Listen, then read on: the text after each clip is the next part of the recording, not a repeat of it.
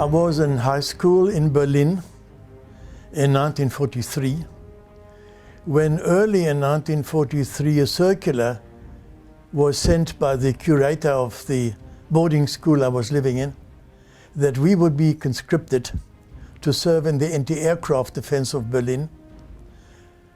And first of all, of course, we were drilled a little bit, but we knew all the marching orders and everything from the Hitler Jugend we served in. And after about a few months, then we were trained to serve at the anti-aircraft guns. But only the strong boys were asked to do that, because the shells were quite heavy and we others couldn't do that. So we were then sent to the Umwertung, which was the conversion unit, which was underground, and it had a very big circular table with all sorts of measurements on there and a relief map of Berlin. And then from the radar or Funkmessgerät Freya, we were then given, when the alarm was on, we were given the directions of the aircraft, British aircraft at night, first of all. And we then converted the data we received into orders which were given up to the 88, and then they opened fire accordingly. The first British aircraft were flying between 2,000 and 3,000 meters, a height that they supposed considered sufficient for accurate bombing. But as I said, they only came at night. They could fly at night.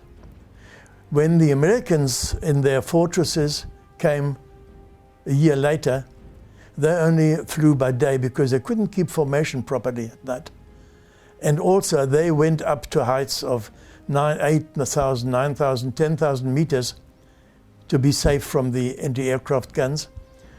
So when the Americans came, we couldn't operate because we only had 88s, and only the 10.5s opened fire, and they were in another battery.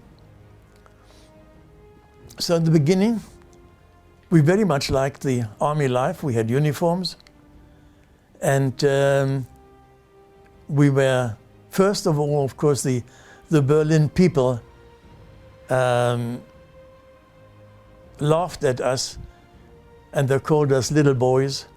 But then eventually they came to appreciate what we were doing, and they even looked after us and sent us cake and biscuits when they had any into the battery. Well, in our battery we had 12 guns, which was quite heavy. Normally they were between 4 to 6, but ours was a double battery, and we were reasonably effective.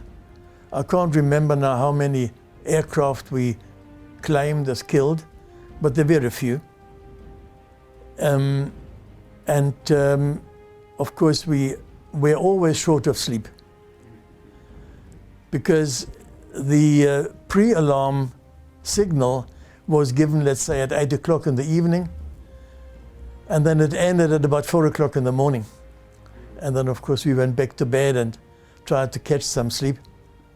We were not asked to do any service during the day, fortunately. And in the beginning, the teachers still visited us to give us lessons. But eventually, with the increase in bombing raids and the destroyed tram lines and subway lines, they had long foot marches ahead of them, and that they didn't like, so they stayed away. So effectively, from about the end of 1943, we were without any lessons whatsoever. And that increased and got worse in time. Yes, we did. At least we believe we did.